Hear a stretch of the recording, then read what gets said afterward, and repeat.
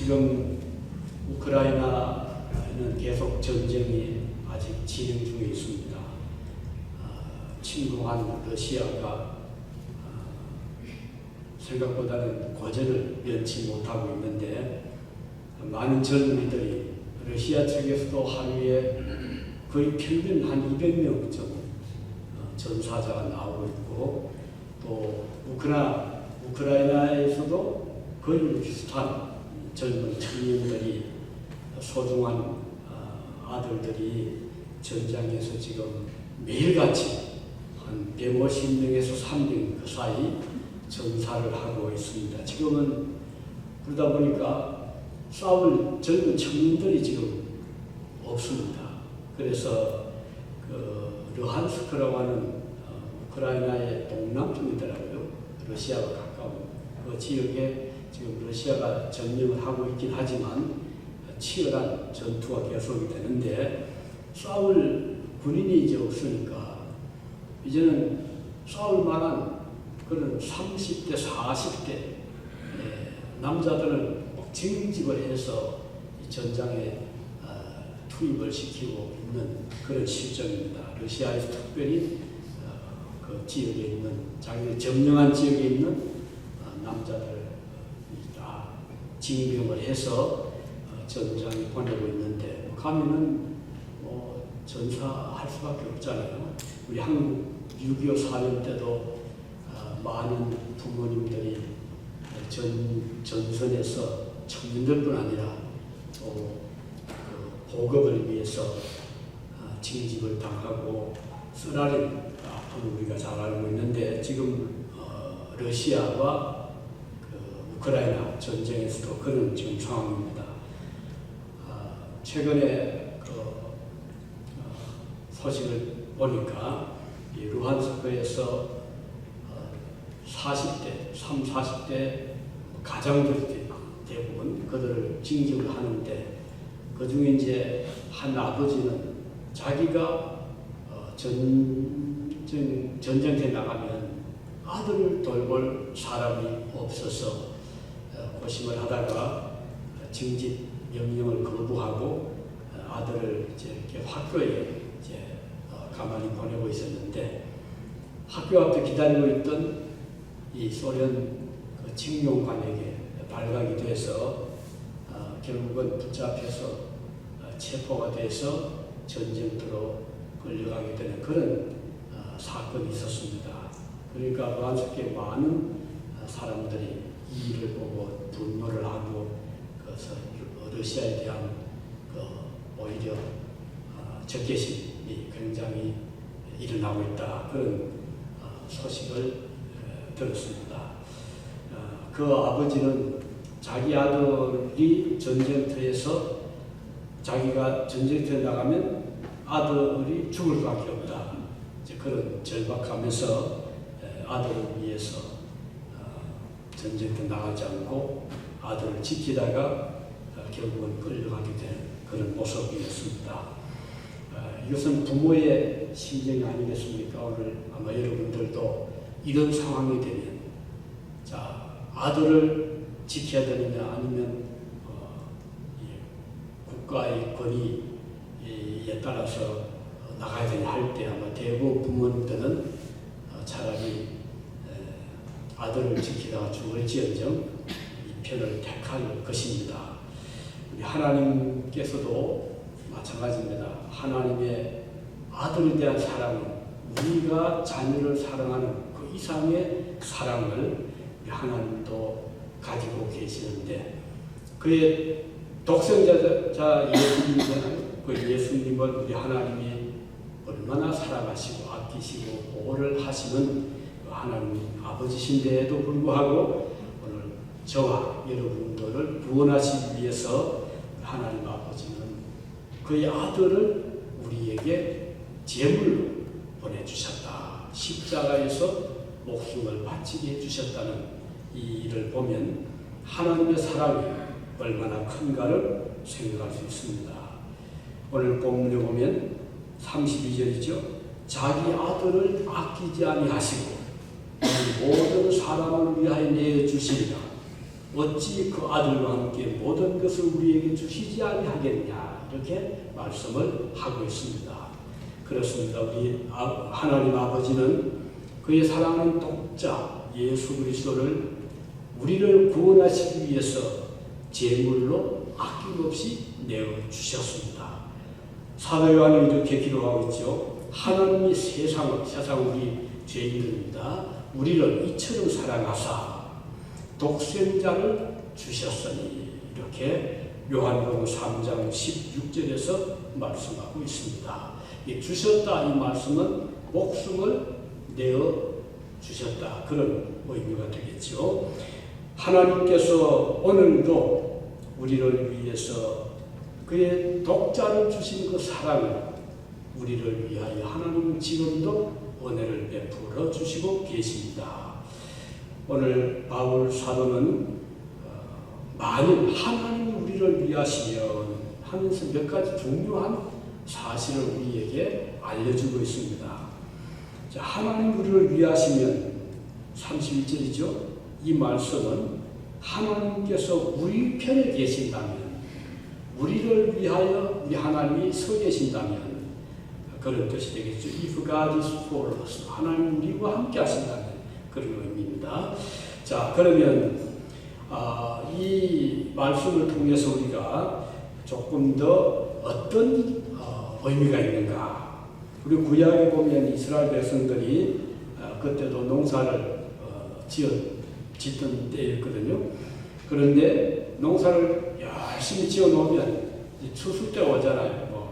보리, 여름에는 여름 곡식, 밀이나 보리, 또 가을 곡식들. 그런데 이제 추수를 앞에 두고 있었는 가까이 있던 미디안이라고 하는 민족이 있었는데 미디안 민족의 젊은 청년들이 무장을 해가지고는 들어와서 이스라엘 백성들이 어렵게 지어놓은 곡식을 약탈해가고 했습니다. 그리고 허탈에 빠지잖아요. 거의 여러 달 동안 천히 농사를 지었는데 하루 사이에 다 빼앗기고 되니까 빼앗고 마니까 이 백성들의 허탈감, 실망감이 너무나 컸습니다. 그래서 이스라엘 백성들은 하나님께 사정을 했죠. 하나님 우리를 도와주세요. 우리가 또 굶주리게 되었습니다. 우리를 저 미디안 사람들의 손에서 건져내 주십시오. 이렇게 기도를 하지 않을 수 없었어요. 이 기도를 하나님 들으셨죠. 그래서 하나님이 사사 기도를 부르셨어요. 그리고 기도원에게 기도나 네가 저 미디안 사람들을 막아내어라 이렇게 말씀하십니다. 그러니까 기도원이 깜짝 놀랐죠. 아니 하나님 저는 막아낼 힘이 없습니다. 제가 어떻게 감히 저 미디안 저 강력한 군인들과 싸워 우리 민족을 건져내겠습니까? 라고 기도원이 하나님께 대답을 했죠. 그때 하나님께서 걱정하지 마라. 내가 반드시 너와 함께 하리라. 네가 미디안 저 사람들을 마치 한 사람을 치듯이 네가 이기리라. 이렇게 말씀하셨어요. 기도원이 하나님 말씀에 용기를 얻었죠. 그런 두려움을 다 이제 던져버리고 용감히 미디안과 맞서 싸워서 놀랍게도 하나님이 이스라엘 백성들을 보호를 해서 그 곡식을 약탈로 얻은 미디안을 다 물리치는 그런 역사가 구약에 있었습니다. 자, 이걸 보면 하나님께서 함께 하시면 혼자라도 일당백처럼 저 미디안 사람들을 막아내게 하신 우리 하나님이십니다. 마찬가지로 우리 하나님은 오늘도 우리가 이 세상을 살아가면서 힘들 때가 많잖아요. 그때 우리는 기도하죠. 하나님 너무 힘이 듭니다. 도와주십시오. 라고 기도할 때 하나님은 지금도 옛날 미디안을 물리쳐 주셨듯이 오늘도 우리 하나님은 우리를 공격해오는 여러 가지 인재도 있죠. 각종 범죄 사건, 사기, 또는 폭력, 요즘 부차별 공격하는 그런 일들 있잖아요. 이런 여러 가지 위험한 데서 우리를 하나님이 보호해 주신 것이다. 우리는 믿습니다. 인재뿐 아니죠. 요즘 천재, 얼마나 지금 폭염, 더위라든가 홍수, 또 가뭄, 이런 각종 자연재해들이 우리를 많이 힘들게 하는데 이것도 우리 하나님께서는 막아주실 수가 있는 것입니다. 오늘 우리가 겪고 있는 과거 어느 때보다도 격심한 이런저런 재난, 재해, 또 범죄 등에서 우리 하나님 우리를 보호해 주시는데, 그래서 오늘 만일 하나님 우리를 위하시면 어떤 일이 일어나는가? 한 가지는 우리를 대적할 자가 아무도 없다. 우리를 대적한 자들 하나님이 막아주신다. 그런 뜻이 되겠습니다. 물론 우리가 살아가면서 우리 그리스도인들도 여러 가지 환란을 겪잖아요. 핍박도 받고 곤란도 당하고 괴롭힘을 받기도 하죠. 시험에 들기도 하죠. 여러 우리를 힘들게 하는 그런 인재들, 자연의 재해들 우리 주변에 많이 포진하고 있습니다. 그렇지만 오늘 하나님 약속처럼 하나님의 백성을 넘어뜨리지 못하도록 우리 하나님께서 그때그때 막아주실 것을 약속을 하셨습니다. 35절에 기록하기를 누가 우리를 그리스도의 사랑에서 끊으리요? 환난이나 곤고나 박해나 기근이나 적신이나 위험이나 칼이나 아무도 우리를 하나님의 사랑에서 끊을 수 없다. 우리를 넉넉히 이기게 해주신다. 이렇게 말씀했습니다. 내가 확신하노니 사망이나 생명이나 천사들이나 권세자들이나 현재 일이나 장래 일이나 능력이나 높음이나 깊음이나 다른 아무 피조물이라도 우리를 우리 주 그리스도 예수 안에 있는 하나님의 사랑에서 끊을 수 없으리라. 이렇게 말씀해 주셨습니다. 우리가 세상을 살아가면서 받는 고난, 연단이 많지요. 하나님께서 사랑하시는 성도에게는 이런 고난이 올 때 우리로 하여금 연단을 받게 하시는 것입니다. 그래서 고난이 우리를 이기지 못하도록 우리가 그것을 이겨낼 수 있도록 단련시켜 주시는 것입니다. 철을 이긴다는 말이 있죠. 아주 강한 강철은 약한 철들을 다 물리쳐내잖아요. 그래서 칼을 만들 때, 창을 만들 때는 그 단단한 쇠로 만드는데 그 방법은 뜨거운 불 속에 넣었다가 식혔다가 해서 철을 강하게 만들 때 칼이 아주 예리한 칼이 될 수 있고 그리고 잘 쓸 수가 있죠.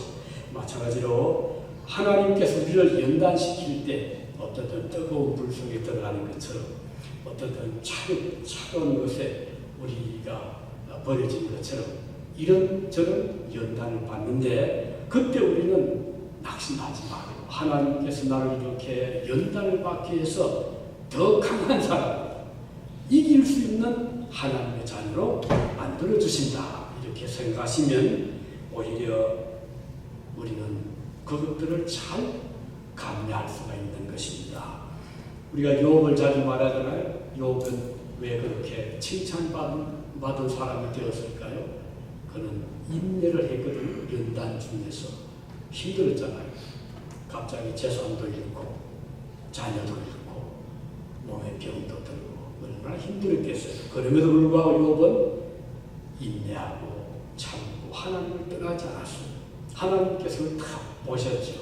나중에는 욥에게 복을 주셨는데 2배의 복을 주셨다고 했습니다. 우리 성도에게는 따라서 고난이 저주가 아닙니다.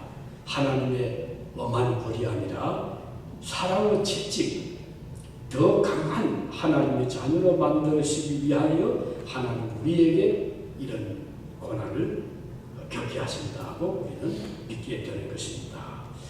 하나님 우리를 사랑하시기 때문에 우리 때로는 우리에게 징계도 하시고 또 권면도 하시잖아요. 그래서 우리는 이 말씀을 통해서 하나님 우리와 함께 하시는 아무도 우리를 이기지 못한다는 이 말씀을 마음에 새기시기를 바랍니다. 하나님은 우리를 우연하게 우리를 고난받게 하거나 또 힘들게 하지 않습니다. 영어로 by chance 우연히 이런 일을 겪는다. 하지만은 우리 그리스도인들은 우연을 우리는 받아들이지 않습니다. 왜냐하면 하나님은 작은 일에도 큰 일에도 간섭하시는 분이잖아요. 그래서 우리 룻기서 2장 3절 보면 이런 말씀 나오죠. 룻이 배는 곡식을 배는 자를 따라서 이삭을 줍는데 그러면 우연히 표현다. 우연히 엘리멜렉의 친족 보아스에게 속한 밭에 이런지라. 그 기록을 본 표현은 룻이 이제 들에 나가서 시어머니를 봉양해야 되고 또 먹을 것은 없고 그래서 이제 자부인 룻이 들에 나가서 이삭을 줍는데 우연히 갔던 곳이 바로 이 보아스가 가지고 있는 밭에 갔다 그랬죠. 그런데 사실은 우연이 아니죠. 그 뒤에 쭉 전개되는 과정을 보면 하나님이 간섭을 하셨다는 것을 알 수가 있어요. 우리 눈에 보기에는 우연처럼 보이지만 우연이 아니라는 것입니다. 그래서 우리가 이 세상을 살면서 하나님의 간섭을 우리는 분명히 믿고 있는 것입니다. 우연처럼 보이는 일은 있지만 하나님은 세밀하게 간수하고 계시기 때문입니다. 우리가 사냥꾼이 총을 쏩니다. 그래서 많은 짐승 중에 사슴을 잡기도 하고 노루를 잡기도 하는데 새총 가지고 새를 또 쏘면 참새들이 나무가지에 잔뜩 앉아있다가 그중 한 마리가 탁 맞춥니다. 그러면은 떨어지는 새를 보고 우연히 맞췄다 이렇게 우리는 생각하기 쉽잖아요. 수많은 참새 중에 한 마리 땅에 떨어졌어요. 그런데 성경에 보면 우리 주님 말씀했죠. 참새 한 마리가 떨어지는 것도 우연이 아니다. 하나님의 간섭이 계신다는 것입니다. 그러니까 이 세상에 우연이라는 것은 없다는 것입니다. 하물며 우리 인간, 우리 사람의 생사화복은 우연이 아닙니다. 모든 배후에는 우리를 지어주신 하나님의 간섭하심이 계시다는 것을 성경은 말씀합니다.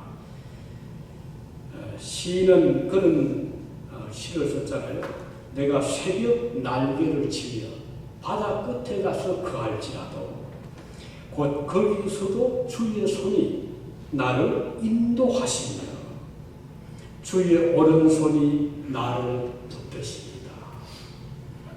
이 말씀 보면 설마 하나님 여기 계시려 하고 바다 끝에 갔는데 거기서도 하나님 우리를 인도하신다고 말씀한 것입니다. 그러므로 우리는 범사에, 매사에, 모든 일에 우연이 아니라 하나님이 간섭해서 하루하루 우리가 살아가고 있다는 사실을 기억하시기 바랍니다.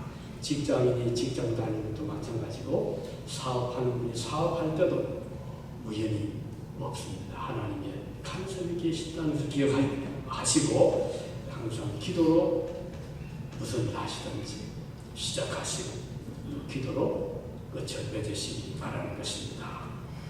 자, 이렇게 하나님 우리와 함께 하시는 모든 우리를 공격하는 대적들에서 우리를 보여주신다. 우리가 세상 끝날 때까지 우리의 생명 다할 때까지 하나님 우리를 인도하신다는 사실을 우리는 믿는 것입니다. 그래서 우리 그리스도인들은 죽음을 두려워하지 않습니다. 우리의 남은 여생을 염려하지 않습니다. 하나님께 다 의지하기 때문입니다. 자, 또 한 가지는 뭘까요? 만일 하나님 우리를 위하시면 첫째는 대적들을 물리쳐 주신다. 또 한 가지는 우리의 필요를 따라 모든 것을 공급하신다고 약속했습니다. 그 전에 생명이죠. 생명을 하나님에게 공급해 주신 것입니다. 그리고 이스라엘 백성들이 곡식을 농사를 지었는데 다 뺏겼잖아요. 미디안 사람들 와서 다 약탈해 갑니다. 어떻게 먹고 살겠어요? 그럴 때 우리 하나님께서 우리를 사정을 하시고 또 못 빼앗아가도록 하나님은 기도원 사사를 일으켜서 막아 주신 것처럼 오늘도 우리가 필요할 때 또 궁핍할 때 하나님 우리에게 필요한 것을 공급해 주신다고 약속을 했습니다. 이스라엘 백성이 애굽에서 나와 40년 광야를 지날 때 그들이 먹을 것이 없었잖아요. 광야에서 농사도 못 짓고 그래서 걱정을 할 수밖에 없었는데 더구나 가지고 나간 음식이라고는 미처 발효되지 못한 빵, 그래서 무교병이라죠. 무교병. 발효되지 못한 빵을 그냥 급히 서둘러 싸가지고 나갈 정도밖에 먹을 것이 없었어요. 어떻게 한 달을 버티겠습니까? 그것도 한두 사람도 아니고 남자 장정만 해도 60만 명, 전체 합쳐 한 200만 명 되는 그 많은 민족인데 그 광야에서 어떻게 40년을 살았습니까? 하나님이 그들에게 공급해 주신 것입니다. 오늘 저 여러분들이 이 세상을 살아가면서 무엇을 먹을까 입을까 염려하지 말아라. 공중의 새를 보아라. 너희 천부께서 그들을 먹이신다. 새가 파종하는 거 보았느냐? 새가 곡식을 거둔 것을 보았느냐? 하지만 하나님이 그들에게 먹을 것을 주신다. 라고 말씀했고요. 들의 백합꽃을 보아라. 어느 솔로몬 같은 위대한 왕이 입었던 의복도 백합꽃처럼 그렇게 깨끗하고 흰 옷을 입은 적이 없다. 너희 천부께서 백합꽃을 입히신다. 이렇게 말씀하셨어요. 오늘 우리가 염려한다고 걱정한다고 어디서 갑자기 나오는 것도 아니고 또 우리가 노력한 만큼 거둘 수 있는 세상도 아니잖아요. 그런데 우리 하나님은 우리와 함께 하실 때 우리에게 필요한 모든 것을 공급해 주신다. 그러므로 우리는 가난을 두려워하지도 말고 한탄하지도 말고 또 누가 와서 빼앗아 갈 것이라고 염려하지 마시기 바랍니다. 하나님 우리와 함께 하시는 어떤 우리를 대적하는 자들에게서 우리를 보호해 주시고 필요한 것을 공급해 주시기 때문입니다. 요한복음 6장 48절에 보면 주님 말씀에 내가 주님이 곧 생명의 떡이로다. 우리 예수님이 우리에게 생명을 주시는 떡이라고 했습니다. 그러면 우리 마음속에 예수님 모시고 있으면 우리는 평생토록 먹을 생명의 떡을 우리는 가지고 사는 것과 마찬가지인 것이죠. 그리고 또 우리 주님은 말씀했습니다. 요한복음 7장 38절에 나를 믿는 자는 성경에 이른 것 같이 그 배에서 생수의 강이 흐른다이다. 자, 먹을 떡을 주시고 마실 생수를 주시는 우리 하나님이십니다. 우리는 걱정할 것이 없지 않다. 주님께 맡기고 우리는 살아갈 수가 있습니다. 사도 바울은 고린도후서 6장 10절에서 말씀하기를 이렇게 말씀했죠. 근심하는 자 같으나 항상 기뻐하고 가난한 자 같으나 많은 사람을 부유하게 하고 아무것도 없는 자 같으나 모든 것을 가진 자이다. 바울 사도는요 사실 그렇게 큰 부자도 아니었잖아요. 그는 그저 전도하기 위해서 장막을 만들고 그렇게 생활을 했지만 그는 많은 사람들을 부유하게 하고 좀 더 걱정하지 않았습니다. 이와 같은 고백은 오늘 우리들의 고백이잖아요. 우리는 가진 것이 많아서 부유한 자가 아니라 가진 것이 없더라도 우리는 하나님 주님 안에서 모든 것을 가진 자처럼 마음이 넉넉하고 오히려 넓은 마음으로 베풀기를 기뻐하는 이유가 바로 여기에 있는 것입니다. 만물의 주인이 누구죠? 우리 아버지거든요. 우리 하나님은 천지 하늘의 주인이시고 땅의 주인, 바다의 주인이시잖아요. 바다 속의 수많은 어족들의 주인도 우리 아버지 하나님이시기 때문에 우리는 늘 이렇게 넉넉한 그런 마음으로 살아갈 수가 있습니다. 제가 시구했던 한 교회 장로님이 병원 원장이 계셨어요. 아들이 둘이었는데 그때 대학을 다니고 있어요. 하나는 대학원, 하나는 대학을 다니고 있었는데 그 중에 하나들이 불만이 있었어요. 이제 농담 반 진담 반 같아요. 우리 아버지는 다른 사람들에게 저렇게 베풀면서 아들이 나에게 베푸는 것이 없다고 웃으면서 한 말이지만 나름대로 불만이 있었거든요. 그럼 우리가 볼 때는 그게 아니죠.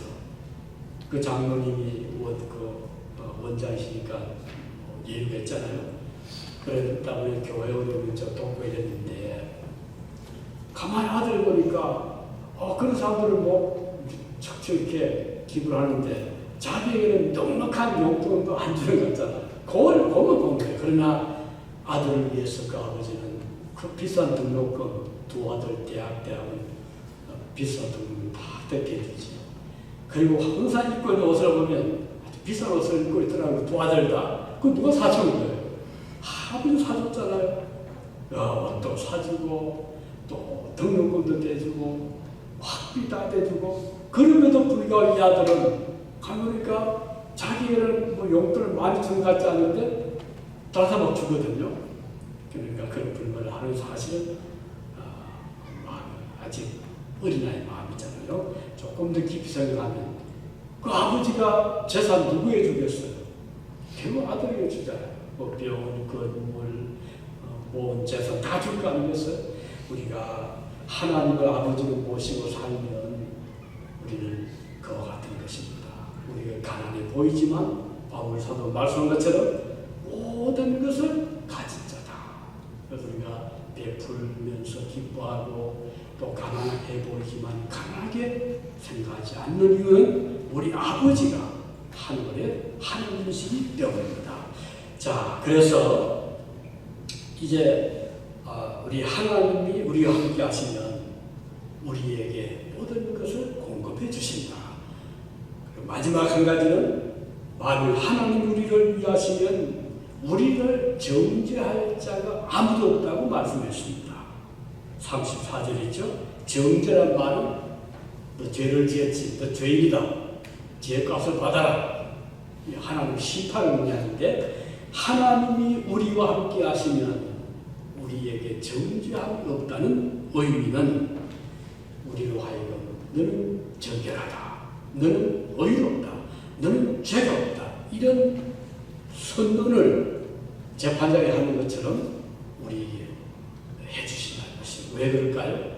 그의 아들 예수님을 보내주셨기 때문에 우리가 예수님을 믿고 영접하고 그를 섬기면 우리 하나님 아버지는 우리의 믿음을 보시고 예수를 믿는 그 신앙을 보시고 보혈의 그 공로를 통해서 우리의 모든 흠을 태어나서 지금까지 앞으로 또 살아가면서 지을 죄까지도 우리 예수님의 보혈로 우리를 정결하게 씻어 주시기 때문에 우리에게 정죄하지 아니한다는 뜻입니다.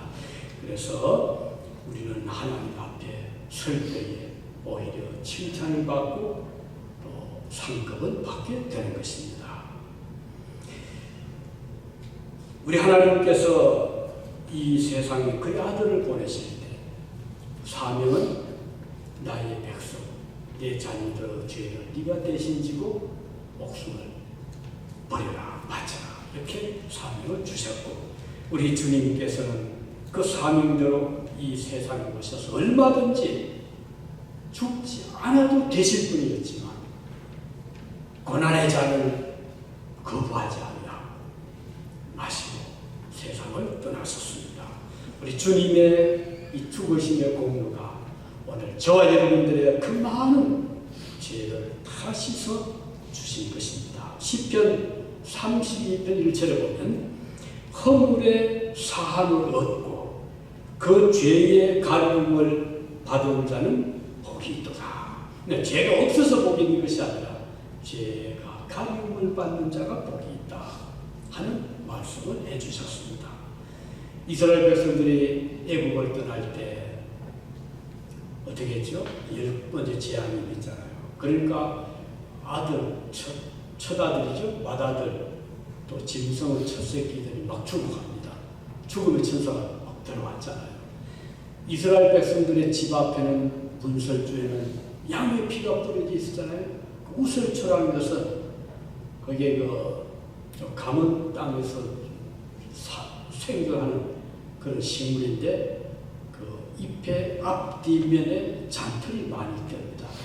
그래서 양 피에 이렇게 담그면 그 피가 머금어진대요. 이걸 이제 그 문설주 뿌린 겁니다. 그러니까 핏자국이 그 문 좌우 또 문 지방까지 다 이제 피로 물들었잖아요. 그 죽음의 천사가 이렇게 오다가 그 양의 피를 보는 순간 그 집은 들어가지 못하고 넘어간 거예요. 왜 그럴까? 양의 피는 장차 우리를 위해서 목숨 바쳐주실 예수 그리스도의 보혈을 보여주는 거거든요. 그러니까 죽음의 천사도 주님의 보혈 앞에서는 두려워서 다 도망가는 거예요. 우리를 보여주시는 거예요. 그래서 허물의 사함을 받는 자는 복이 있다. 하나님의 심판이 면제가 되는 것입니다.